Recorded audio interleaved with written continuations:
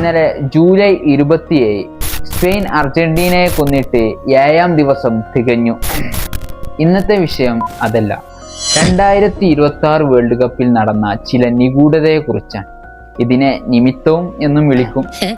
ഇത് എൻ്റെ വെറും നിഗമനം മാത്രം. 2010 വേൾഡ് കപ്പിലാണ് ഷാക്കിറ വക്ക വക്ക എന്ന പാട്ട് പാടിയത്.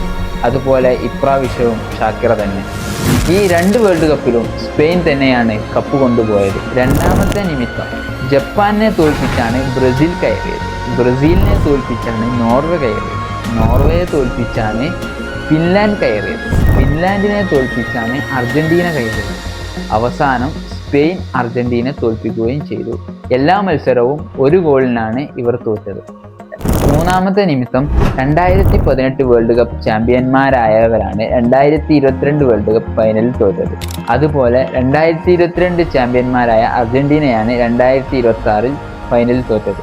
ഇനി 2030 വേൾഡ് കപ്പിൽ സ്പെയിൻ ചിലപ്പോൾ റണ്ണേഴ്സപ്പായി പോയേക്കാം.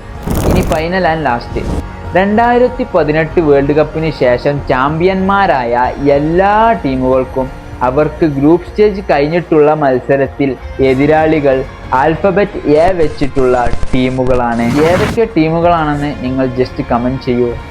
വീഡിയോ ഇഷ്ടപ്പെട്ടാൽ ലൈക്ക് ആൻഡ് ഫോളോ.